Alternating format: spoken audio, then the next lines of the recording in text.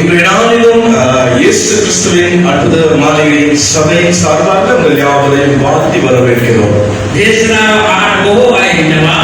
பிரசங்கத்தை கேட்கிற அநேகர் இருக்கிறார்கள். முகப்புத்தகங்கள் சமூக வலைதளங்களின் ஊடாக பார்வையிடுகிற உங்கள் யாவருக்கும் என்னுடைய அன்பின் வாழ்த்துதல்.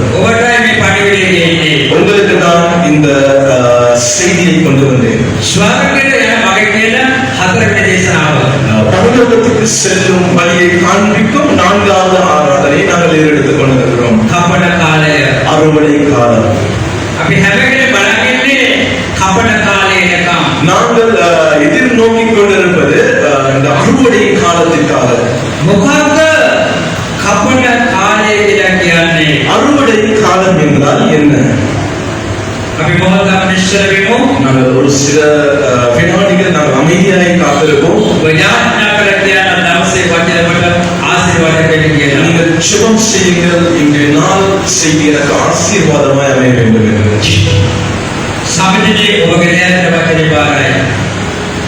பிதாவே, உங்களுடைய கருத்துக்கு ஒப்புக்கொடுக்கிறோம். நீர் கொடுத்த இந்த மன்னா சகல ஜனங்களுக்கும் ஆசீர்வாதமாய் அமையட்டும். எல்லா துதி கன மகிமையும் உமக்கு செலுத்துகிறோம். இயேசு கிறிஸ்துவின் நாமத்தினால் ஆமென். ஆமென்.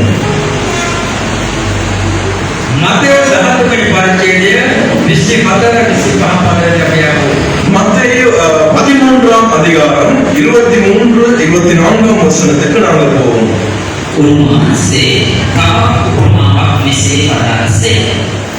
ස්වර්ග රාජ්‍ය හොඳ පිළිද වපුර මිනිසුන්ට සමානයි. මිනිසුන් නිදාසිතියේදී ඔවුන්ගේ සතුරා අවු තිරුණු අතර කිලිති වපුරාගේය. உவமையை அவர்களுக்கு சொன்னார். பரலோக ராஜ்யம் தன் நிலத்தில் நல்ல விதையை விதைத்த மனுஷனுக்கு ஒப்பாயிருக்கிறது.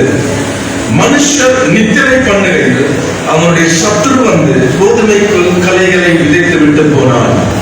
ஆமென். ஆமென். இயேசு கிறிஸ்து உவமைகளின் மூலம் பேசுவதை நாங்கள் காணக்கூடியதா இருக்கிறது. உவமை சில மனிதர்களால் புரிந்து கொள்ள முடியாமல் இருக்கும். சீஷர்களுக்கும் இதை புரிந்து கொள்வதற்கு இயலாமல் போனது. என்பதாக இயேசு கிறிஸ்து அந்த உவமையை விளக்கப்படுத்துகிறார். இந்த உவமையின் அர்த்தம் என்ன என்பதை குறித்து இயேசு கிறிஸ்து இந்த இடத்தில் ஒரு வயல் நிலத்தை குறித்து பேசுகிறார். வயல் நிலத்தை எத்தனை பேர் பார்த்திருக்கிறீர்கள்? வயல் நிலத்தை கண்டவர்கள் கரங்களில் விழுந்தது. இயேசு கிறிஸ்து இந்த உவமையின் மூலமாக என்ன காரியத்தை சொல்ல வருகிறார்? இந்த உலகம், இந்த உலகத்தின் அந்த சராசரத்தை, இந்த பூமியை குறித்து, இந்த மகா பூமியை இயேசு கிறிஸ்து ஒரு வயல் நிலத்திற்கு ஒப்பாக்குகிறார். அடுத்ததாக என்ன நடக்கிறது? ஒரு மனிதன் அந்த வயல் நிலத்திற்கு நல்ல விதைகளை விதைக்கிறார். நல்ல விதை என்று இயேசு கிறிஸ்து சொன்னது என்னது?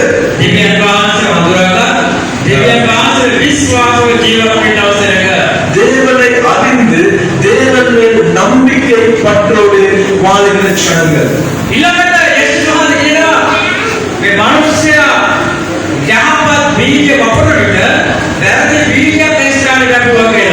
அந்த இடத்தில் சொல்லப்பட்டிருக்கிறது, அந்த மனிதன் நல்ல விதைகளை விதைக்கும் பொழுது ஒரு சில கெட்ட விதைகளை அந்த இடத்தில் விதைக்கப்பட்டதாக. அது முட்செடிகள் என்று அங்கு கூறப்பட்டிருக்கிறது.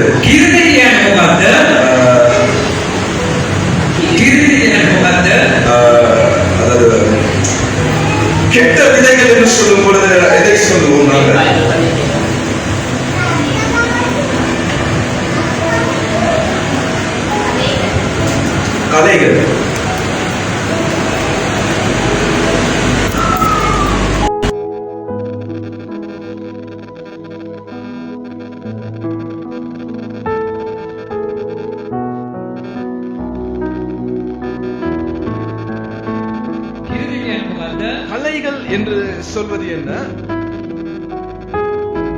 සාතන්ගේ කපටිකම சாத்தானின் தந்திரமான செயல், නැත්නම් ඔහුගේ බොරුව இல்லாவிட்டால் அவனின் பொய்யான மாயை, නැත්නම් ඔහුගේ රැවටීම இல்லாவிட்டால் அவனுடைய ஏமாற்றுதல், නැත්නම් ඔහුගේ උපාය அவனுடைய தந்திரங்கள், මේකට තමයි කිරිදි කියලා කියන්නේ. இதுதான் கலை என்று சொல்லப்படுகிறது. ඊළඟ දිරමු වැපුරක් කියලා අපි කිව්වා නේද?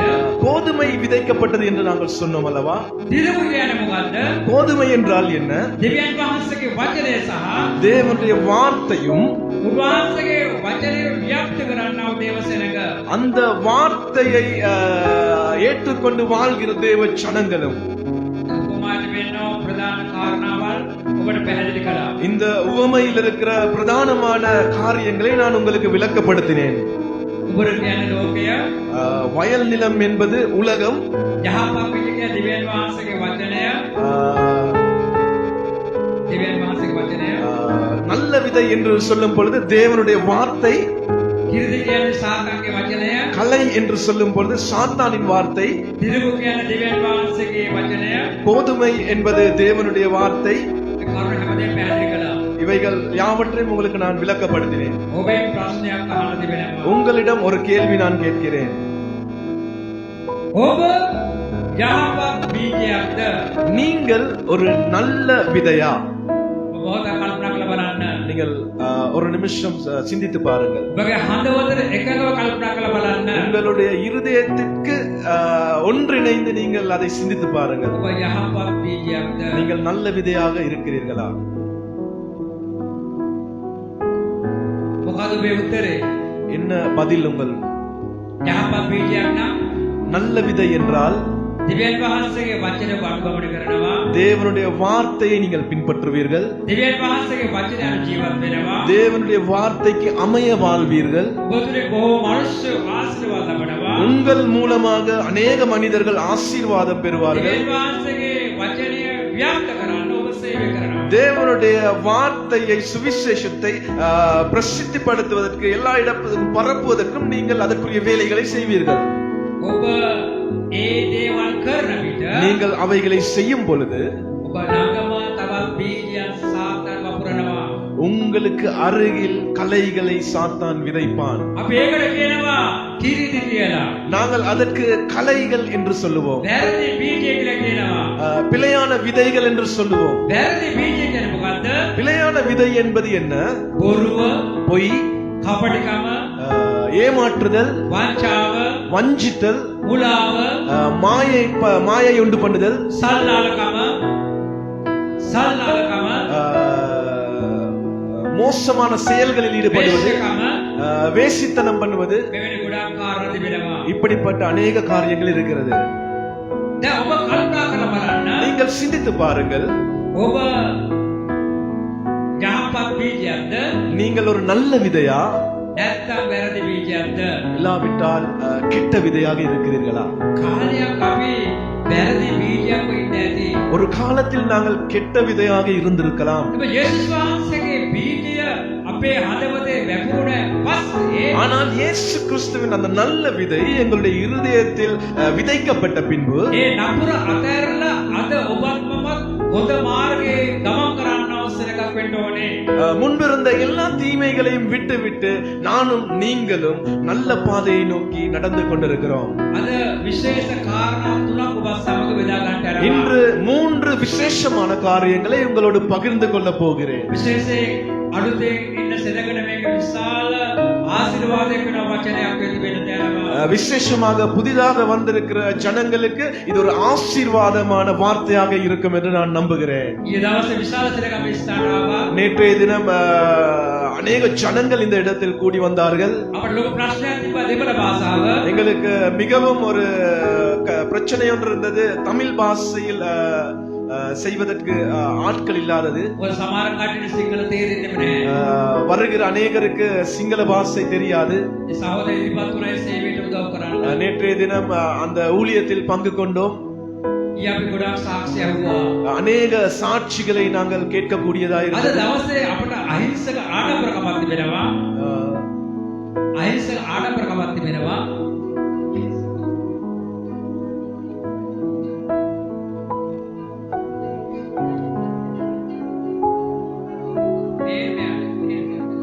நேர்மையான ஊழியம் இருக்கிறது. ගොඩක් සාක්ෂි තිබෙනවා. அநேக சாட்சிகள் இருக்கிறது. මේ විශාල සාක්ෂි ප්‍රමාණයක් මේ ස්ථානයේ ප්‍රකාශ කළා. இன்று நேற்று தினம் அநேக சாட்சிகளை இந்த இடத்தில் வந்து பகிர்ந்து கொண்டார்கள். සභාව තුළින් සභා සේවය තුළින් ගොඩාක් අය ආශිර්වාද ලබලා තිබෙනවා. சபையின் மூலமாக சபையில் நடக்கிற ஊழியங்கள் மூலமாக அநேக ஜனங்களுக்குள் அற்புதங்கள் அதிசயங்கள் ஆசீர்வாதங்கள் உண்டானது. ඒක පාස්ටර්ගේ දක්ෂකම නෙමෙයි. அது போதகரில் இருக்கிற திறமை அல்ல, දිව්‍යන් වහන්සේ කරුණාව. தேவனுடைய கிருபை. අපි දිව්‍යන් වහන්සේ නැවත අත්පසනාදය දෙමු. நாங்கள் கர்த்தருக்கு கரங்களை தட்டி மகிமைப்படுத்துவோம். පළවෙනි කාරණය முதலாவது காரியம் මතෙව් 13 වෙනි පරිච්ඡේදයේ 39 වෙනි පදය. மத்தேயு 13ஆம் அதிகாரம் 39வது வசனம்.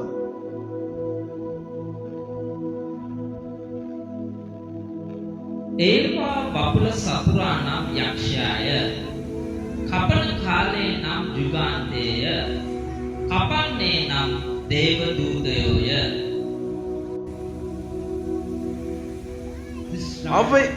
அவைகளை விதைக்கிற சத்துரு பிசாசு, அறுப்பு உலகத்தின் முடிவு, அறுக்கிறவர் தேவ தூதர்கள். කිරිදිනා නපුරාගේ පුත්‍රයෝය. கலைகள் சாத்தானின் வம்சமாய் இருக்கிறது.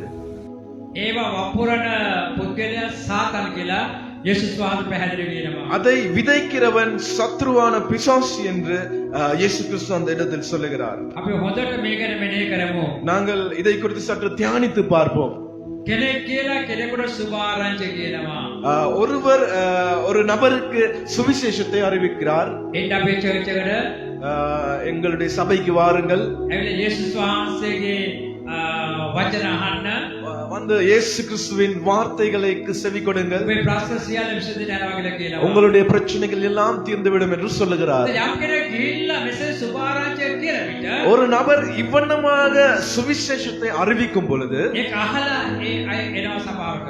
அவைகளை கேட்டு அந்த ஜனம் சபைக்கு வருகிறார்கள். ඔවුන්ගේ රෝග පීඩා ප්‍රශ්න විසඳෙන විට அவர்களுடைய பிரச்சனைகள் வியாதிகள் இருக்கிற உபத்திரவங்கள் நீங்கும் போது ඒ මනුෂ්‍යයා තුළ දෙගිඩියාවක් ඇති වෙනවා. அந்த மனிதனுக்கு ஒரு தடுமாற்றம் ஏற்படும். දෙපැත්තේ විශාල අරගලයකට අගේ එයාගේ හදවත පොරපදින්න පටන් ගන්නවා. இரண்டு பக்கமாக அவருடைய இருதயம் அங்கும் இங்குமாக அல்லாடும். එක පැත්තේ යේසුස් වහන්සේ තමගේ ගැලවුම්කාරය පිළිගන්නවා. ஒரு பக்கம் இயேசு கிறிஸ்துவை சொந்த இரட்சகராக ஏற்றுக்கொள்வார்கள். ඒක යහපත් බීජයක් තිබෙනවා. ඒක යහපත් බීජයක් තිබෙනවා. அது நல்ல விதையாக இருக்கிறது. අනිත් පැත්තේ කියලා එපා පිළිගන්න. மற்ற பக்கம் அவர்களுக்கு ஒரு உந்துதல் ஏற்படுகிறது, வேண்டாம் என்று, එපා චර්ච් එකට යන්න. சபைக்கு போக வேண்டாம், ආයේ දේවාලයට යන්න.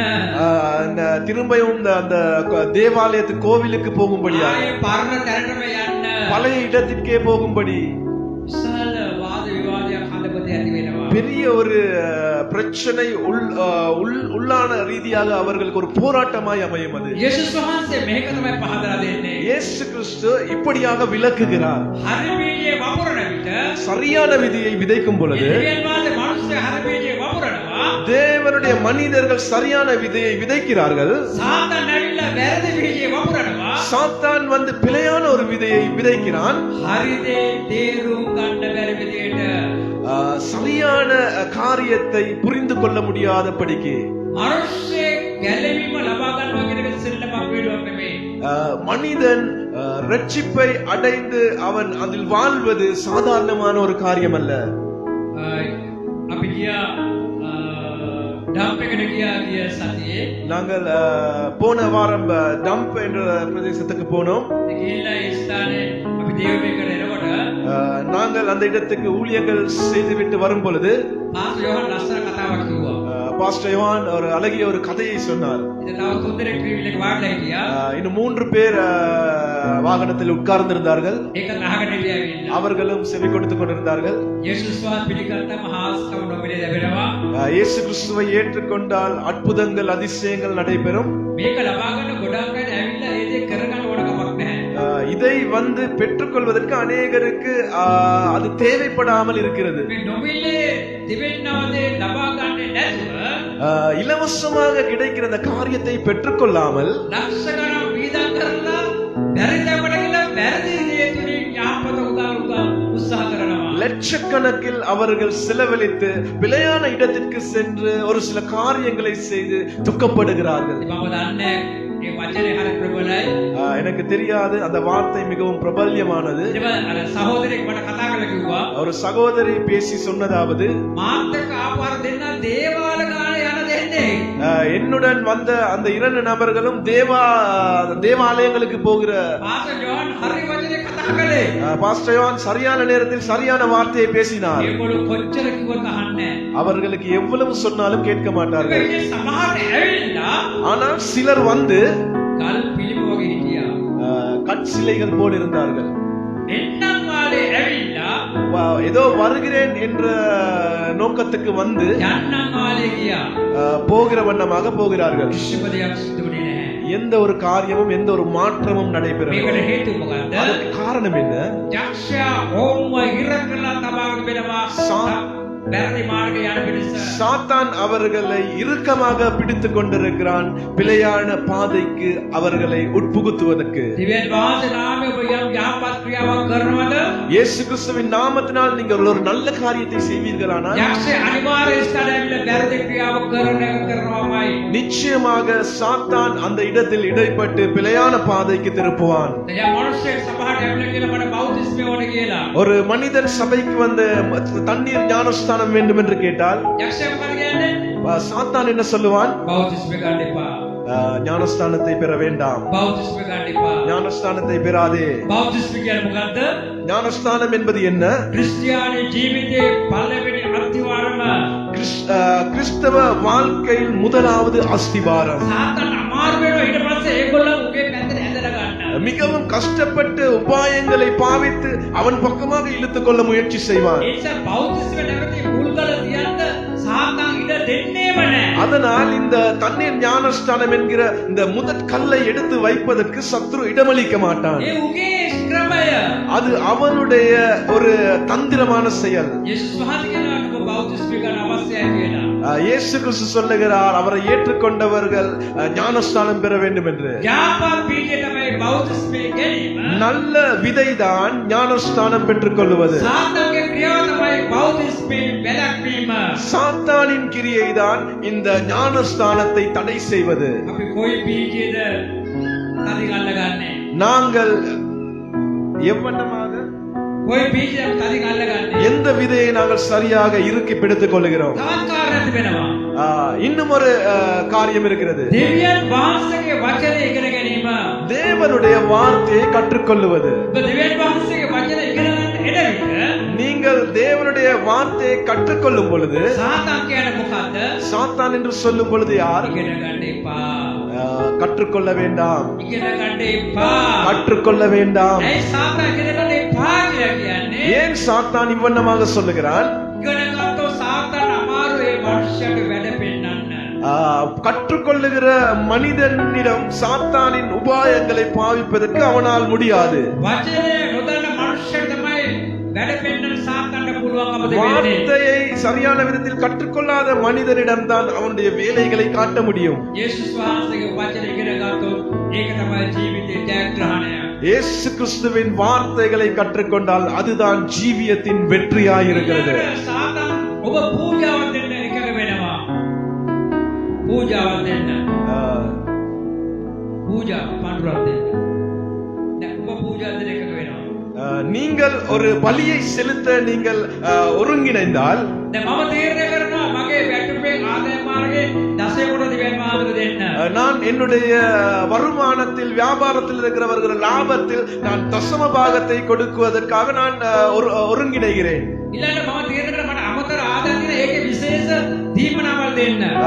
மேல் மிச்சமாக வருகிற என்னுடைய லாபத்தில் விசேஷமான காணிக்கைகளை கொடுப்பதற்காக நான் ஒருங்கிணைகிறேன். සාතන් කැමති නැහැ. ஆனால் சத்துரு அதற்கு இடமளிக்க மாட்டான். සාතන් කැමති නැහැ. சத்துரு அதற்கு விருப்பமில்லை. ඇයි? ඌ දන්නවා அவனுக்கு தெரியும் දසය කොටස දෙන විට தசம பாகங்களை கொடுக்கும் பொழுது, ස්තුති දීමන දෙන විට நன்றி அறிதலின் காணிக்கைகள் கொடுக்கும் දෙවියන් பொழுது, වහන්සේ රාජ්‍යයට වපුරන විට தேவனுடைய ராஜ்யத்திற்கு விதைக்கும் பொழுது දෙවියන් වහන්සේ මොකද කරන්නේ? தேவன் என்ன செய்வார்? පෙරලා ආශිර්වාද කරනවා. அளவற்ற விதமாக ஆசீர்வதிப்பார். එහෙම ආශිර්වාද කළොත් මොකද වෙන්නේ? அப்படி ஆசீர்வதித்தால் என்ன நடக்கும்? සාතන් අමාරු කරයි මනුෂ්‍යව විනාශ කරන්න. சாத்தானால் முடியாமல் போகும் அந்த மனிதரை அழிப்பதற்கு. ඒ හින්දා එක එක ප්‍රශ්න ඔළුවට ගේනවා. அதனால் பலதரப்பட்ட பிரச்சனைகளை தலைக்குள் கொண்டு வருவான். මොකටද දසය කොටස දෙන්නේ? என்னத்துக்கு தசம பாகத்தை கொடுப்பது? මොකටද පඳුරු දෙන්නේ? எதற்கு காணிக்கை கொடுக்க வேண்டும்? මොකටද ස්තුති වල දෙන්නේ? මොකටද? எதற்கு விசேஷ காணிக்கைகளை கொடுக்க வேண்டும்? මොකටද පුංචි ආදායමක් දෙන්නේ? உங்களுக்கு சிறிய வருமானம் இருக்கிறது, මේක දෙන්න බෑ. கொடுக்க முடியாது. මේක දෙන්න බෑ. அப்படி கொடுக்க முடியாது. මේක දුන්න මම අමාරු වෙනවා. இப்படி கொடுத்தால் நான் கஷ்டப்படுவேன். සාතන් ඔගේ බීජ වපුර කොහොමද දෙනක වළක්වනවා. சாத்தான் இப்படியாக இந்த விதைகளை விதைத்து விதைத்து இவைகளை தடை செய்கிறவனாய் இருக்கிறான். ඇයි වළක්වන්නේ? ஏன் அதை தடை செய்கிறான்? දෙන්න පටන් ගත්තොත් දෙවියන් වහන්සේ එක දිගට ආශිර්වාද කරන්න පටන් ගන්නවා. தேவன் அவர்களை தொடர்ந்து ஆசீர்வதிக்க ஆரம்பிக்க போகிறதால், දෙවියන් වහන්සේ ආශිර්වාද කරන විට தேவன் ஆசீர்வதிக்கும் பொழுது සාතන්ට මනුෂ්‍යයෙක් සෙල්ලම් කරන්න අමාරුයි. அந்த மனிதனோடு சாத்தானுக்கு விளையாட முடியாது. සේවය ආරම්භ කර මුල් අවදීදී ஊழியத்தின் ஆரம்ப நாட்களில் එක මනුෂ්‍යයෙක් ආව සභාවට. ஒரு மனிதன் சபைக்கு வந்தார். ඇවිල්ලා කිව්වා පාස්ටර් මම විශාල ණයබරක ඉන්නේ කිව්වා. அவர் சொன்னதாவது, பாஸ்டர், நான் கடன் தொல்லையால் நான் அவதிப்படுகிறேன் என்று. මගේ පඩිය රුපියල් 60000යි. என்னுடைய சம்பளம் 60,000 ரூபாய். අතට 60000 ලැබුණාම அந்த இடத்தில் 60000 අතට ලැබුණාම அந்த 60,000 ரூபாய் கைகளில் கிடைத்தால் සියලු ණය ගෙවලා ගෙදරට අරන් යන්න 1500යි.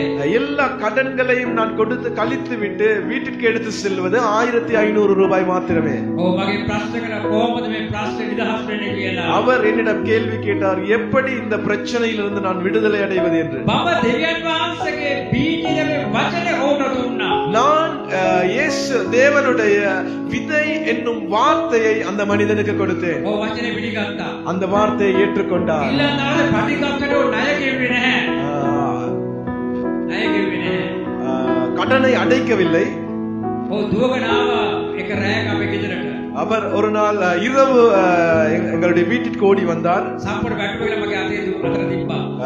அவருடைய முழு சம்பளத்தை என்னுடைய கரத்தில் கொடுத்தார். මෙතන මට 1500 තියෙන්නේ. 1500 මට තියෙන්නේ.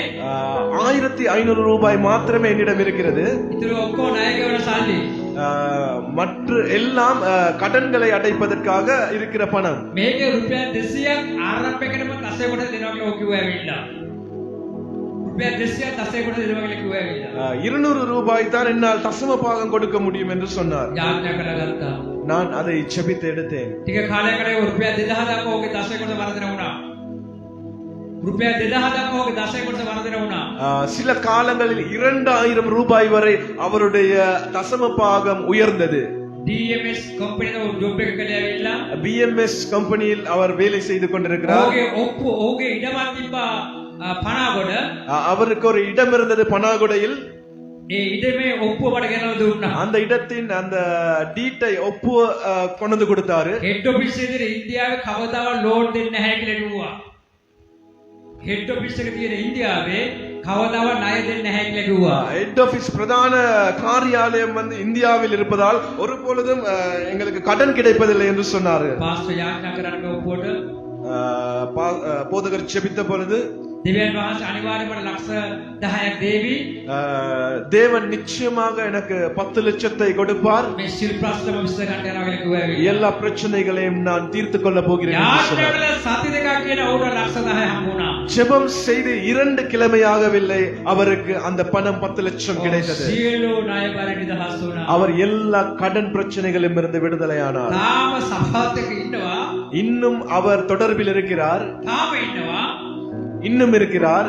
නමුත් අද අර දිව්‍යන් වහන්සේ ආශිර්වාද කරන තිබ්බාවේ උද්‍යෝගී පාවේ නැහැ. ஆனால் ஆண்டவர் ஆசீர்வதித்த அந்த மனிதனுக்கு இருக்கிற அந்த ஒரு உற்சாகம் அவரிடம் இல்லை. දැන් ගොඩාක් දුක් පහස් වෙලා හම්බ කරනවා. அவர் மிகவும் கடினப்பட்டு கஷ்டப்பட்டு உழைக்கிறார். වෙහෙසට පත් වෙලා හම්බ කරනවා. அவர் கஷ்டத்தோடு உழைத்துக் கொண்டிருக்கிறார். කිසිම දියුණුවක් නැහැ. කිසිම දියුණුවක් නැහැ. ආයෙ වැටීමක්. எந்த ஒரு உயர்வும் இல்லை. යහපත් බීජේ ලැබෙන විට நல்ல விதை கிடைக்கும் பொழுது ඒක අපි තදින් අල්ල ගන්නවා. அதை நாங்கள் இறுக்கி பிடித்துக் கொள்ள வேண்டும். යක්ෂයාට නැවත අවු වෙන්න හොඳ නැහැ. சத்துருவுக்கு திரும்பவும் அகப்படக்கூடாது. යක්ෂයා උත්සාහ කරන මොන ක්‍රමයෙන් හරි ඒ දේවල් නවත්තන්න. சாத்தான் எப்படிப்பட்ட தந்திரங்களை உபாயங்களை பாவித்து அதை தடை செய்ய அவன் முற்படுவான். එවිට ඌ දන්නවා දෙවියන් වහන්සේගේ ආශිර්වාදය අඩු වෙන බව. அப்பொழுது அவனுக்கு தெரியும் ஆண்டவரின் ஆசீர்வாதம் குறையும் என்று. ඊළඟට තවත් දෙයක් තමයි இன்னும் ஒரு காரியம், සබත් දවසේ පූජාවට පැමිණීම. சபைக்கு பலி செலுத்துவது. ඔබ දැන් ඉරිදා මේ දේවස්ථාන එන විට நீங்கள் ஞாயிறு தினத்திற்கு சபைக்கு வரும் பொழுது ඌ කැමති නැහැ. அவனுக்கு விருப்பம் இல்லை. ඌ කැමති ඔබ සබත් දවස කඩ කරනවා දකින්න. நீங்கள் ஞாயிறு ஆராதனையை தவிர்ப்பதுதான் அவனுக்கு விருப்பமாய் இருக்கிறது. මොකක් හරි බාධාවක් ඇති කරනවා. இது என்ன சரி ஒரு தடையை உண்டு பண்ணுவான். ගෙදර ප්‍රශ්නයක් හරි ඇති කර ගන්නවා. வீட்டில் பிரச்சனைகளை உண்டு பண்ணுவான். ඒක වයිෆ් හස්බන්ඩ් එක ගහ ගන්නවා. கணவன் மனைவிக்கு இடையில் பிரச்சனை சண்டைகள் ஏற்படும். දරුවෝ මත ප්‍රශ්නයක් ඇති වෙනවා. பிள்ளைகளுக்கு மத்தியில் பிரச்சனை ஏற்படும். නැත්නම් ඉස්කෝලේ රැස්වීමක් දාලා. இல்லாவிட்டால் பாடசாலையில் என்ன சரி ஒரு மீட்டிங் இருக்கும். නැත්නම් සමුද්‍ර රැස්වීමක් දාලා. இல்லாவிட்டால் சமூகத்தில் அக்கம் பக்கத்தில் ஏதாவது ஒரு கூட்டம் இருக்கும். මොකක් හරි මගුලක් නැක්ෂයා කියනවා. என்ன சரி ஒரு காரியம் தடைப்படும். මගේ දරුවෝ ඉගෙන ගත්තේ රජයේ පාසල් වල සහ පුද්ගලික පාසල් වල. என்னுடைய பிள்ளைகள் படித்தது அரசாங்க பாடசாலையில். දෙන්නේ පුද්ගලික පාසල් ඉගෙන ගත්තා. அவர்கள் பிரைவேட் பாடசாலைகளில் அவர் படித்தார்கள். අනිත් අය රජයේ ඉස්කෝලේ ඉගෙන ගත්තේ. மற்றவர்கள் அரசாங்க பாடசாலையில் படித்தார்கள். ඒගොල්ලෝ ඉරිදා දවස තමයි පාසල් සම්පසන්ද රැස්වීම තියන්නේ. அவர்கள் ஞாயிறு நாட்களில் தான் அந்த அந்த மீட்டிங்களை அவர்கள் வைப்பார்கள், கூட்டங்களை. මම කවදාවත් ගිහිල්ලා නැහැ. நான் ஒருபோதும் போனதில்லை. ඇවිල්ලා තියෙනවද? මම ගිහිල්ලා නැහැ. நான் போனதில்லை. ඇයි? ஏன்? ක්‍රිස්තියානි ඉස්කෝලේ கிறிஸ்தவ பாடசாலை ඉරිදා දවස රැස්වීම තියෙනවා. ஞாயிறு தினத்தில் அந்த கூட்டங்களை வைக்கிறார்கள். මගේ දරුවන්ට කිසිම ප්‍රශ්නයක් ඇති වෙන්නේ නැහැ. என்னுடைய பிள்ளைகளுக்கு எந்த பிரச்சனையும் ஏற்படாது. මට ප්‍රශ්නයක් ඇති වෙන්නේ නැහැ. எனக்கு பிரச்சனையும் ஏற்படாது. එක දවසක් මම ගිහිල්ලා නැහැ වෙන්න. ஒரு நாள் கூட நான் போனதில்லை. ලෝකයේ සහ සාතන් කැපෙන ඔබ ඉරිදා නමස්කාර කරනවට. உலகமும் சத்துருவும் விருப்பமில்லை நீங்கள் ஞாயிறு ஆராதனையில் பங்கு கொள்ளுவது. මෙලෙස සාතන් මැරෙමිදී වපුරනවා දේවස්ථානයේ ඉන්න බැරි විදියට. இப்படியாக பிழையான விதைகளை விதைக்கிறான் சபைக்குள் இல்லாமல் இருக்கும்படியாக. ඊළඟට ඔබ සුභාරංචි දෙන විට, நீங்கள் சுவிசேஷத்தை அறிவிக்கும் பொழுது, ඔබ සේවයක් කරන විට, நீங்கள் ஊழியம் செய்யும் பொழுது, දිව්‍යන් වහන්සේ ඔබ කැඳවන විට, தேவன் உங்களை அழைக்கும் பொழுது ඒක නැති කරන්න ඌ ක්‍රියා කරනවා. அதை இல்லாதொழிக்க அவன் முயற்சி செய்கிறான். සාතන්ගේ ක්‍රියාව මොකද්ද? சாத்தானின் கிரியைகள் என்ன? උගේ අනුගාමිකයාගේ වැඩ පිළිවෙල මොකද්ද? அவனுடைய குணாதிசயமான வேலைகள் என்ன? ඔබ ස්වර්ගයට යන එක නවත්තන එකයි. பரலோக ராஜ்யத்திற்கு உள்ளே நுழைவதை தடுப்பது. අපි යා උත්පත්ති පොතට. நாங்கள் ஆதியாகம புத்தகத்திற்கு திருப்பிக் கொள்வோம். උත්පත්ති 3 වෙනි පරිච්ඡේදයේ 4 වෙනි පදේ බලන්න. ஆதியாகமம் 3ஆம் அதிகாரம் 4வது வசனத்தை பார்ப்போம். එවිට සර්පයා පිළිතුරු දෙමින් සැබවින්ම ඔබ මැරෙන්නේ නැත. அப்பொழுது சர்ப்பம் ஸ்திரீயை நோக்கி நீங்கள் சாகவே சாவதில்லை. සාතන් ඒවකාට කියලා මොකද කියන්නේ? சாத்தான் ஏவாளை நோக்கி என்ன சொல்லுகிறது? ඇත්තටම ඔබ මැරෙන්නේ නැහැ. உண்மையாகவே நீங்கள் மரிப்பதில்லை. දිව්‍යන් වහන්සේ මොකද කිව්වේ? தேவன் என்ன சொன்னார்? මේ ගහේ ගෙඩි කෑවොත් sorry.com කියලා කිව්වා. இந்த மரத்தின் கனியை நீங்கள் புசித்தால் sorry.com என்று சொன்னார். සාතන් මොකද කියන්නේ? சாத்தான் என்ன சொல்லுகிறான்? නෑ එහෙම වෙන්නේ නැහැ. இல்லை அப்படி ஆவதில்லை என்று. චර්ච් ගියේ නැහැ කියලා මොකොත්ම වෙන්නේ නැහැ. சபைக்கு போகாவிட்டால் நீங்கள் அழிந்து போக மாட்டீர்கள். සේවය කරේ නැහැ කියලා මොකොත් වෙන්නේ නැහැ. ஊழியம் செய்யாவிட்டால் எந்த ஒரு காரியமும் நடைபெறாது. දසයකට දුන්නේ නැහැ කියලා මොකොත්ම වෙන්නේ නැහැ. தசம பாகம் போனாவிட்டாலும் அதற்கு காரியம் இல்லை. සාතාන්ගේ ක්‍රමය මොකක්ද? சாத்தானின் தந்திரம் என்ன? පළවෙනි කාරණය. முதலாவது காரியம், දෙවියන් වහන්සේගේ වචනයට මනුෂ්‍ය කීකරු වීම සහ தேவனுடைய வார்த்தைக்கு மனிதன் கீழ்ப்படிவதும், දෙවියන් වහන්සේ අරමුණු කරා මනුෂ්‍ය ගමන් කිරීම தேவனுடைய திட்டத்திற்கும் தீர்மானத்திற்கும் அமைய அவன் பயணம் செய்வதும், ඒක බලක්වාලීම ඔහුගේ පරම වැඩ කොටස තමයි. அதை தடை செய்வதுதான் தலையாய நோக்கமாய் இருக்கிறது சத்ருவை. සාතාන් දන්නවා சத்ருவுக்கு தெரியும், මනුෂ්‍ය දෙවියන් වහන්සේව තදින් අල්ලගත්තොත් மனிதனை இறுக்கி பிடித்துக் கொண்டால், දෙවියන් වහන්සේ මනුෂ්‍යව තදින් අල්ලගන්නවා. தேவனும் மனிதனை இறுக்கி பிடித்துக் கொள்வார். ඒ මනුෂ්‍යයා ස්වර්ගයේ ගමනක් යන්නේ. அவன் பரலோக ராஜ்யத்தை நோக்கி கடந்து செல்லுவான். සදාකාල ජීවනයේ ගමනක් යන්නේ. நித்திய ஜீவனை பெற்றுக் கொள்வதற்காக ඒ போகிறான். මනුෂ්‍යයා ගමන කෙලවර වෙන්නේ ස්වර්ගයේ. அவன் பயணம் முடிவடைவது சொர்க்க ராஜ்யத்தில். මේ පරම සත්‍යතාවය සාතාන් දන්නවා.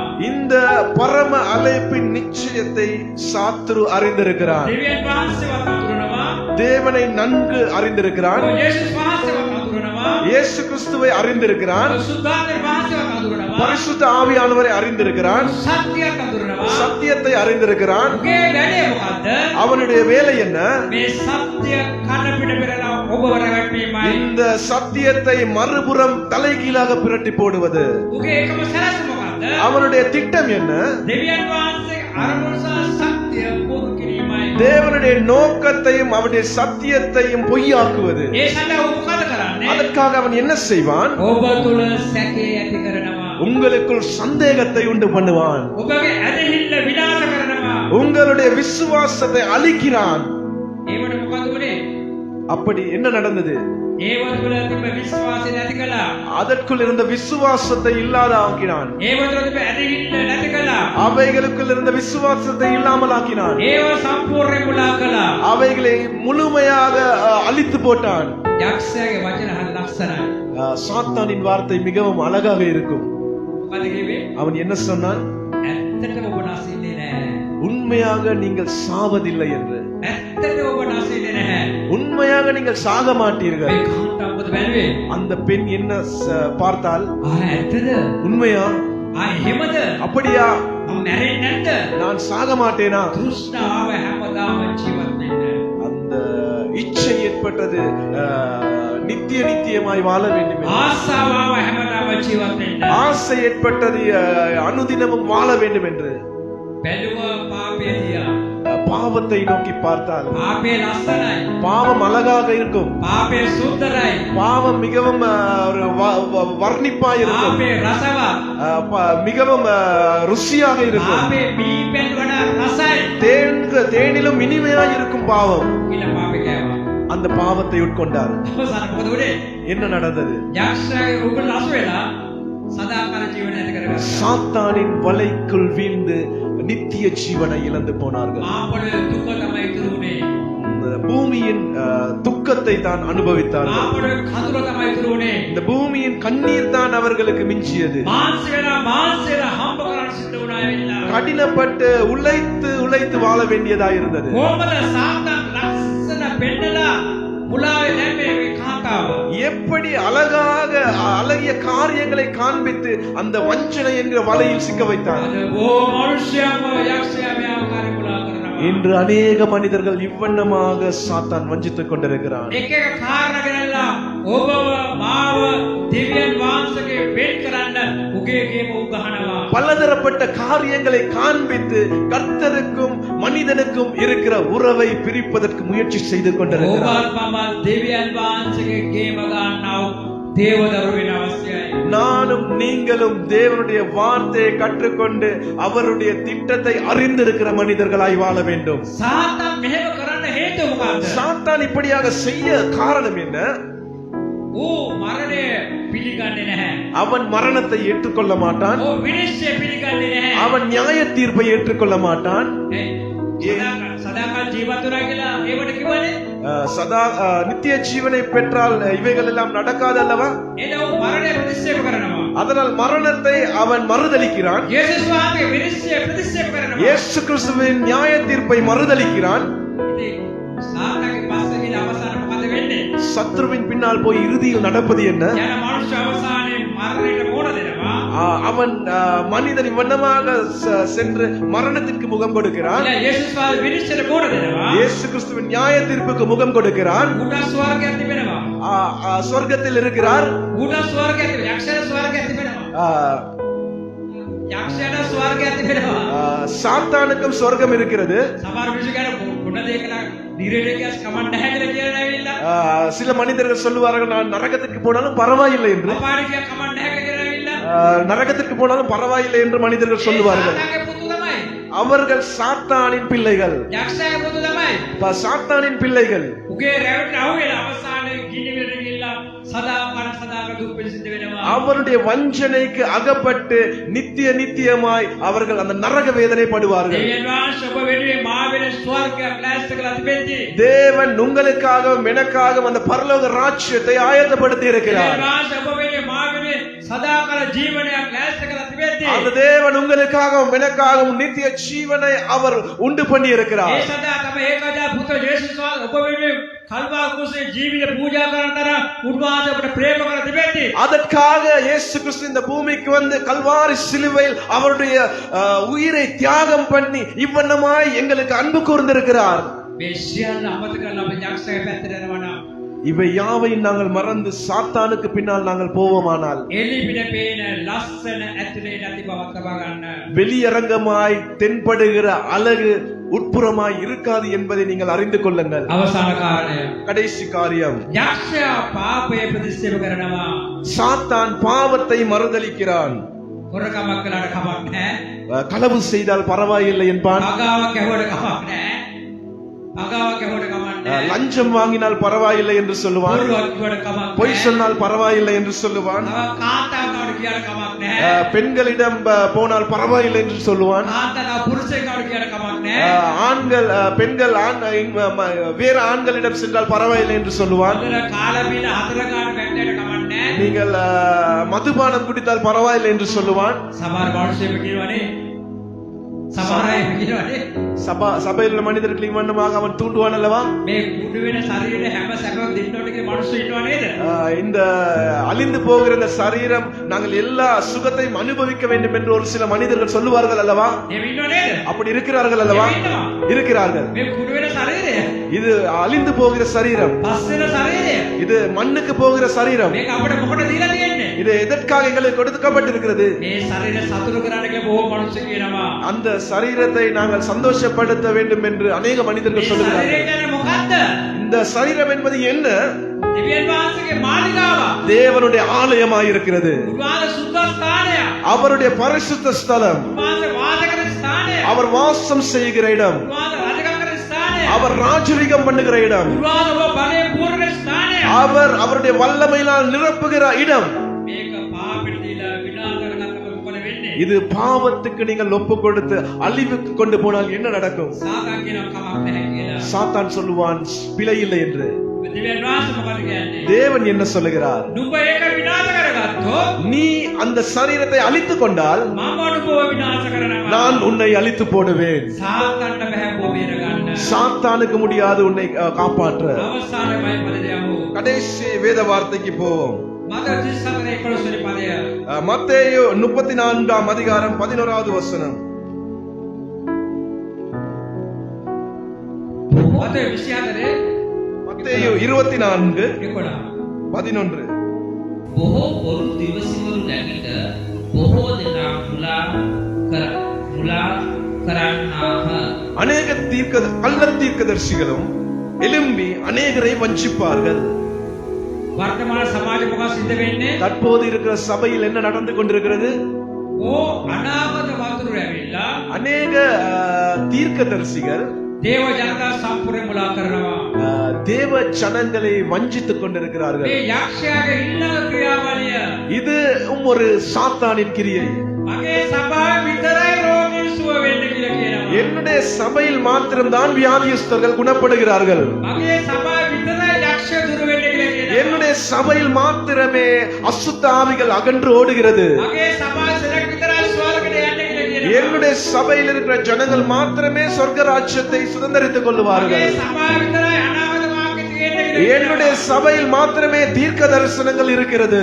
මගේ සභාව විතරයි හාස්කම් තියෙන කියලා කියනවා. என்னுடைய சபையில் மாத்திரமே பரிசுத்த ஆவியானவர் இருக்கிறார். යේසුස් වහන්සේ මොකද කියන්නේ? இயேசு கிறிஸ்து என்ன சொல்லுகிறார்? මාගේ නාමයෙන් දෙන්නේ තුන් දෙනෙක් යම් තැනක රැස් වෙනවද? என்னுடைய நாமத்தை கொண்டு 2 அல்லது 3 நபர்கள் ஒன்றிணையும் பொழுது මම ඒ මැද සිටිමි. நான் அந்த இடத்தில் வாசம் செய்வேன். ඔබ එහෙම රැස් වෙලා යාත්‍රා කරන්න. நீங்கள் ஒன்றிணைந்து ஜெபிக்கும் பொழுது ඔබගේ රෝග සුවයෙන් යනවා. உங்களுடைய வியாதிகள் குணமடையும். ඔබගේ ප්‍රශ්න විසඳ යනවා. உங்களுடைய பிரச்சனைகளுக்கு தீர்வு கிடைக்கும். ඔබට හේතුව ලැබෙන්න යනවා. உங்களுக்கு வெளிப்பாடுகள் கிடைக்கும். ඔබට අනාගත වාක්‍ය ලැබෙන්න යනවා. உங்களுக்கு தீர்க்க தரிசன வார்த்தைகள் கிடைக்கும். දෙවියන් වාසව බලවාදනේ. தேவன் உங்களை வல்லமையாய் எடுத்து பாவிப்பார். එන මේ කියන්නේ කවුද? அப்படி சொல்வது யார்? මේ සාතාන්ගේ පුතු තමයි මේ දේවල් කියන්නේ. சத்ருவின் பிள்ளைகள் இவ்வனமான காரியங்களுக்கு தடைப்படுவார்கள். ඔබ ස්වර්ගයට යන්න වළක්වන යක්ෂයා මෙවැනි පුද්ගලයෝ බී කරලා உங்களின் சொர்க்கத்திற்கு பரலோக ராஜ்யத்தை சுதந்திரித்துக் கொள்வதற்கு தடை செய்வதற்காக சாத்தானின் பிள்ளைகள் சந்ததிகளை உண்டு பண்ணி ඊළඟට ඒ අය බලවත් දේව දාසයාගේ ප්‍රසිද්ධත්වයට බඳිලා அவர்கள் பலவந்த ஒரு பெரிய பலத்த ஒரு ஊழியத்தை அல்லது பலத்த காரியங்களை செய்வது போல அவர்கள் பிரசித்தி பெற்று සභාව පුඩා කරනවා. சபைகளை வஞ்சிப்பார்கள். ක්‍රිස්තියානි ජනතාව පුඩා කරනවා. கிறிஸ்தவ ஜனங்களை வஞ்சிப்பார்கள். දේවදරු පුඩා කරනවා. தேவ பிள்ளைகளை வஞ்சிப்பார்கள். වර්තමාන මේ කාරණා සිද්ධ වෙනවා. தற்காலத்தில் சபைகளில் இந்த காரியம் நடைபெற்றுக் கொண்டிருக்கிறது. சாத்தான்ගේ වැඩේ ලෝකාදම කරගෙන යනවා. சாத்தானின் காரியத்தை அவனுடைய திட்டங்களை சரியாக செய்து கொண்டு போகிறான். ඌට අමතකයි කපන කාලේ එන බව. அவனுக்கு மறந்து விட்டது அறுவடையின் காலம் வரும் என்று. යේසුස් වහන්සේ මෙසේ කියනවා. இயேசு கிறிஸ்து இப்படியாக சொல்லுகிறார். මතක 13 වෙනි පරිච්ඡේදයේ 30 වෙනි පදේ බලන්න. மத்தேயு 14ஆம் அதிகாரம் 30வது வசனத்தை பார்ப்போம். 13 තිය.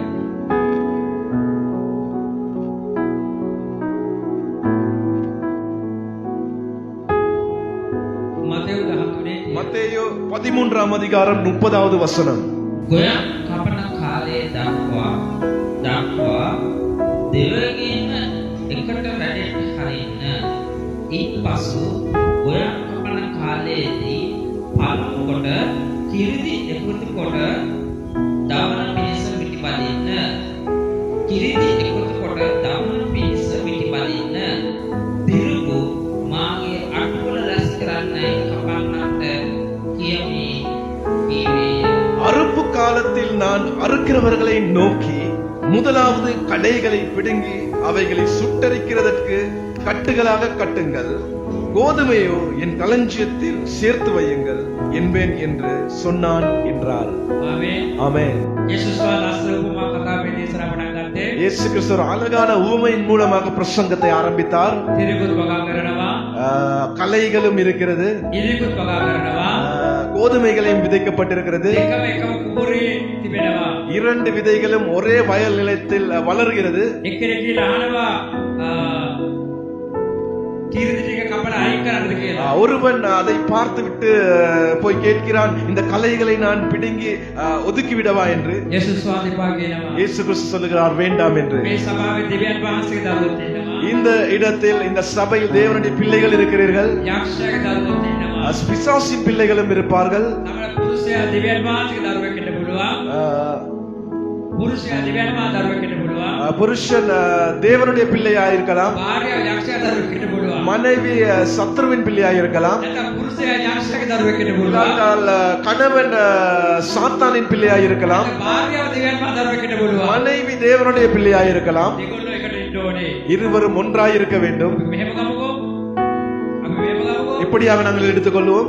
දැන් භාර්යාව යක්ෂයාගේ දරුවෙක් කියලා மனைவி சாத்தானின் பிள்ளை என்று சொல்வோமானால், භාර්යාව සභාවේ ඉන්නකොට මොකද වෙන්නේ? மனைவி சபைக்கு வராவிட்டால் என்ன நடக்கும்? පුරුෂයාට හානියක් වෙනවා. அந்த கணவனுக்கு பாதிப்பு ஏற்படும். ඒ වගේ කට්ටිය සභාවේ අයින් කළා මොකද වෙන්නේ? அப்படிப்பட்ட சபையில் இருக்கிற நபர்களை ஒதுக்கினால் என்ன நடக்கும்? සභාවට හානියක් වෙනවා. சபைக்கு பிரச்சனை ஏற்படும். කපන කාලේ එනකම් දෙකොල්ලට එකට ඉන්න දෙවියන් වහන්සේ අවස්ථාවක් අවස්ථාව දෙන්න වෙනවා. அறுவடை காலம் வரும் நாள் வரைக்கும் அவர்களை ஒன்றாக வைத்திருப்பதற்கு தேவன் அனுமதித்திருக்கிறார். ඔබගේ බුද්ධිය ඔබ කල්පනා කරලා බලන්න. உங்களுடைய சிந்தையில் சிந்தித்து பாருங்கள். ඔබ යන කුඹරකට நீங்கள் வீட்டிற்கு போங்க, කුඹරකට යන්න நீங்கள் ஒரு வயல் நிலத்திற்கு போங்க. කුඹර කියලා ගොයා හොඳට පැහැලා තිබෙනවා. அந்த வயல் நிலத்தில் அதாவது நெற்கதிர்கள் நன்றாக வளர்ந்திருப்பதை காணக்கூடியதாக இருக்கும். වල්කස හොඳට වැවිලා තියෙනවා. அதே போல அந்த களைகள் மற்ற செடிகளும் அதனூடாக வளர்ந்திருப்பதை காணக்கூடியதாக இருக்கும். කොහොමද ගොයන් සහ වල් පැල අඳුරාගන්නේ? எப்படி அந்த நெற்கதிர்களையும் தேவையற்ற அந்த கதிர்களையும் மற்ற களைகளையும் இனம் கண்டு கொள்ளுவது? කොහොමද අඳුරාගන්නේ? எப்படி இனம் கண்டு கொள்ளுவது? පොළොන්නරු පැත්තේ ගොවිතැන් කරන අය මේ ස්ථානේ ඉන්නවා. පොළොන්නරු පැත්තේ ගොවිතැන් කරන අය මේ ස්ථානේ ඉන්නවා. புலனர்வு பகுதியில் அநேக விவசாயிகள் இருக்கிறார்கள். ඒ කියන්නේ මට ගොයන් සහ වල් පැල කොහොමද අඳුරාගන්නේ කියලා? சொல்லுங்கள், அந்த நெற்கதிர்களையும் களைகளையும் எப்படி இனம் கண்டு கொள்ளுவது என்று. ගම්වල කට්ටිය දැනගන්න අවශ්‍යයි. அந்த கிராமப்புறங்களில் இருக்கிற ஜனங்களுக்கு இவைகளை பற்றி நன்கு தெரியும். කොළඹ කෙනෙක් හරි කියන්න බලන්න. கொழும்பில் உள்ள ஒருவர் சரி சொல்லுங்கள், உங்களுக்கு தெரிந்திருந்தால். කොහොමද අපි ගොයන් සහ වල් පැල අඳුරාගන්නේ? எப்படி நாங்கள் நெற்கதிர்களையும் அந்த களைகளையும் நாங்கள் இனம் கண்டு கொள்ளுவது? කොහොමද අඳුරාගන්නේ? எப்படி? ජීවිතේ කුඹරකට ගිහිල්ලා නෑ වගේ. ஜீவியத்திற்கும் வயல் நிலத்திற்கு காலடி எடுத்து வைத்தில்லை போல. ගොයන් කරා මොකද වෙන්නේ? සිස්ටර් නායක ගොයන් කරා මොකද වෙන්නේ? விவசாயம் செய்யும் பொழுது என்ன நடக்கும்? ගොයන් කරා මොකද වෙන්නේ? அந்த நெற்கதிர் எப்படி இருக்கும்? කරාල වැඩි වෙනකොට அந்த கதிர்கள் அதிகரிக்கும் பொழுது මේව වෙනවා. அது வளைந்து இருக்கும். අන්න අස්වැන්න දින සභාවේ ඉන්න මනුස්සයා තමයි. ஒரு අස්වැන්න දින සභාවේ ඉන්න මනුස්ස දිවන මනුස්සයා තමයි. அறுவடை மிகுதியாய் இருக்கிற தேவ மனிதன் எப்படி இருப்பான்? වල් පැලවල පළදාව තිබෙනවද? கலைகளில் பலன்கள் இருக்கிறதா? ඒක ලස්සන කෙලින් හිටගෙන තිබෙනවා. அது நேராக நிமிர்ந்து நிற்கும். කුඹරට ගිහිල්ලා බලන්න. வயல் நிலத்துக்கு சென்று பாருங்கள். ඒකද ලස්සන කපනවා ගොයම් ටික ඇවිල්ලා. அந்த விவசாயி அழகாக அதை அறுவடை செய்வான். ඒ කුඹරට ගිහිල්ලා බැලුවා ඊට පස්සේ වල් ගස්තර කෙලින් තියලා ඇවිල්ලා. நீங்கள் வயல் நிலத்துக்கு போய் பார்த்தால் அந்த கலைகள் மாத்திரம் நீட்டி நிமிர்ந்து கொண்டிருக்கும். මේක තමයි අපේ කාලේ. அதுதான் அறுவடை காலம். යේසුස් වහන්සේ ඒක තමයි කියන්නේ. இயேசு கிறிஸ்து அதை தான் சொல்லுகிறார். ඒගොල්ලොම සෙල්ලම් දාගෙන ඕම ඉන්න. இருவரும் அவர்கள் விளையாடிக் கொண்டு உலகத்தில் இருப்பார்கள். කපන කාලේ ආපුවාම அறுவடை காலம் வந்தவுடன் මම අස්වැන්න මගේ ගබඩාවට ගන්නවා. நான் கோதுமையை என்னுடைய களஞ்சியத்தில் சேர்த்து வைப்பேன். වල් පැල ටික ගින්නේ පුච්චලා විනාශ කර දානවා. பதரை சேமித்து நெருப்பில் போட்டு சுட்டெரிப்பேன். අස්වැන්න දෙන්නව පැල ටික ගබඩාගත කරලා அந்த கோதுமையை களஞ்சியத்தில் சேர்த்து வைத்து ස්වර්ගයට යන්නව අස්වැන්න හැද තිබෙනවා. பரலோக ராஜ்யத்துக்கு போகிற அந்த அறுவடையை நான் சேமித்து வைப்பேன். පුච්චපු කොටාසය அந்த சுட்டெரிக்கப்பட்ட அந்த பகுதி නිරයට යන්නව කොටසව තිබෙනවා.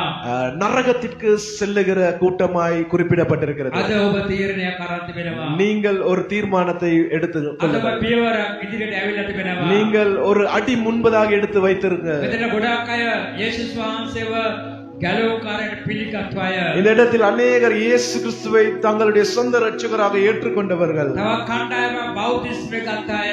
இன்னும் ஒரு கூட்டம் ஞானஸ்தானத்தை எடுத்துக்கொண்டவர்கள். තවත් අය සභාව තුළ සේවය කරන අය. இன்னும் ஒரு சில கூட்டம் சபையினுள் ஊழியம் செய்கிறவர்கள். ඔබ යන්නේ ස්වර්ගයට යන මාර්ගයේ. நீங்கள் போவது பரலோக ராஜ்யத்துக்கு செல்லும் வழியில் සාතන් මේක දකිනවා. சாத்தான் அதை காண்கிறான். ඔබ තුළ සැකේ ඇති කරලා உங்களுடைய இருதயத்தில் சந்தேகங்களை உண்டு பண்ணி වෙනත් ආශාවල් ඇති කරලා வேறு வேறு ஆசைகளை உண்டு பண்ணி ඔබ යන ගමන බලාපොරොත්තු උත්සාහ කරනවා. நீங்கள் போகிற பாதையை பயணத்தை தடை செய்வான். ඌ ලෝකාද ඔගේ බීජය වපුරනවා. அவன் உங்களுடைய வழியில் அவனுடைய விதைகளை விதைப்பான். නමුත් ඔබ දෙවියන් වහන්සේගේ වචනය කලින් අල්ලා ගන්න. ஆனாலும் நீங்கள் தேவனுடைய வார்த்தை இருக்க பிடித்துக் கொண்டால் උඩ රැවටෙන්න එපා. அவனுக்கு ஏமாற்றம் அடைய ඔබ வேண்டாம். විශ්වාස කරන්න එපා. அவனை விசுவாசிக்க வேண்டாம். ඔබ මුලා වෙන්න එපා. நீங்கள் ஏமாற வேண்டாம். ස්වර්ගයේ යන මඟ අපි දැන් කියලා ඉවරයි. நாங்கள் உங்களுக்கு பரலோக ராஜ்யத்துக்கு போகும் வழியை காட்டியுள்ளோம். මේ මාර්ගය ගමන් කරන්න. அந்த வழியில் நடந்து செல்லுங்கள். දෙවියන් වහන්සේ අපට බොහෝසෙන් ආශිර්වාද කරසේක්වා. தேவன் உங்களை அதிகமாய் ஆசீர்வதிப்பாராக. අපි ඇස් වසා ගනිමු. நாங்கள் கண்களை மூடிக்கொள்வோம். උදෑසන මේ ජීවිතය ගැන මෙනෙහි කරන්න. காலை பொழுதில் உங்களுடைய வாழ்க்கையை குறித்து சிந்தித்து பாருங்கள். මම යන්නේ හරි මාර්ගයේද? நான் செல்வது சரியான பாதைக்கா? මම ගමන් කරන්නේ ස්වර්ගයට යන මාර්ගයේද? நான் பயணம் செய்வது பரலோக ராஜ்யத்துக்கு செல்லும் பாதைக்கா? මේ මොහොතේ ඔබ තුළ සැකයක් තිබෙනවා නම්, இந்த நேரத்தில் உங்களுடைய இருதயத்தில் ஒரு சந்தேகம் இருக்குமானால், මේ මොහොතේ ඔබ තුළ බොරුවක් තිබෙනවා නම්, இந்த நேரத்தில் ஒரு தடுமாற்றம் இருக்கும் என்றால், මේ මොහොතේ ඔබ තුළ කපටකමක් තිබෙනවා නම්, இந்த நேரத்தில் உங்களுக்கு ஒரு வஞ்சனையான சிந்தை මේ இருக்குமானால், මොහොතේ ඔබ යම් කාරණා මුලා වෙලා ඉන්නවා නම්, அநேக காரியங்களுக்கு நீங்கள் வஞ்சிக்கப்பட்டிருந்தால், යක්ෂයා වැරදි බීජය ඔබ ළඟ වපුරා තිබෙනවා. சாத்தான் பிழையான விதையை உங்களுக்குள் விதைக்கிறான் என்று அர்த்தம். ඒක කල්පනා කරලා බලන්න. சற்று சிந்தித்து பாருங்கள். කුමනෝ වැරදි බීජයක් ඔබ තුළ තිබෙනවද? ஏதாவது ஒரு கலை அல்லது பிழையான விதை உங்களுடைய இருதயத்தில் இருக்கிறதா என்று. ඒව වැරදි බීජයට අහු වුණා. அந்த பிழையான விதைகள் விதைக்கப்பட்டால், ඒව වැරදි බීජයට අසු වුණා. ඒවා වැරදි බීජයට අසු වුණා. அந்த விதைகள் பிழையான விதையாய் அகப்பட்டது. අවසානයේ ආදාමුත් ඒ වැරදි මාර්ගය ගමන් කළා. ஆதாமும் அந்த வஞ்சனையின் அந்த பிழையான விதைக்குள் அகப்பட்டான். ඔබ එක්කෙනෙක් වැරදි මාර්ගයට ගියොත්, நீங்கள் ஒருவர் பிழையான பாதைக்கு சென்றால், ඔබත් ඉන්න බොහෝ අය වැරදි මාර්ගයට ගිහිල්ලා විනාශ වෙන්න පුළුවන්. ඔබත් ඉන්න ලෝකේ ඉන්න බොහෝ අය වැරදි මාර්ගයට විනාශ වෙන්න පුළුවන්. உங்களோடு இருக்கிற இன்னும் அநேகர் இந்த பிழையான பாதையை நோக்கி கடந்து செல்லலாம். එක්කෙනෙක් හරි මාර්ගයට ආවොත්, ஆனால் ஒருவர் சரியான பாதைக்கு வந்தார், ඒ අතර තව බොහෝ අය හරි මාර්ගයට එන්න පුළුවන්. அவர்களோடு அநேகர் சரியான பாதைக்கு வரக்கூடும். දැන් ඔබ තීරණය කරන්න. நீங்கள் தீர்மானம் எடுங்கள். සුදාන් වහන්සේ අපට උපකාර කරන්න යනවා. பரிசுத்த ஆவியானவர் உங்களுக்கு உதவி செய்ய போகிறார். සුදාන් වහන්සේ අපට මඟ පෙන්නට යනවා. பரிசுத்த ஆவியானவர் உங்களை வழி நடத்த போகிறார். මේ මොහොතේ දෙවියන් වහන්සේගේ ආත්මය ඔබට ලබා දෙලා තිබෙන්නේ. தேவனுடைய ஆவியின் வரங்களை நீங்கள் பெற்றுக் கொண்டிருக்கிறீர்கள். හරි දේ තේරුම් ගන්න අපිරිසයි. சரியான காரியத்தை நீங்கள் புரிந்து கொள்வதற்கு. හalleluya. ஹalleluya. ස්තුති වේවා ස්වාමීනි. ගෞරව වේවා. වෛලස්නා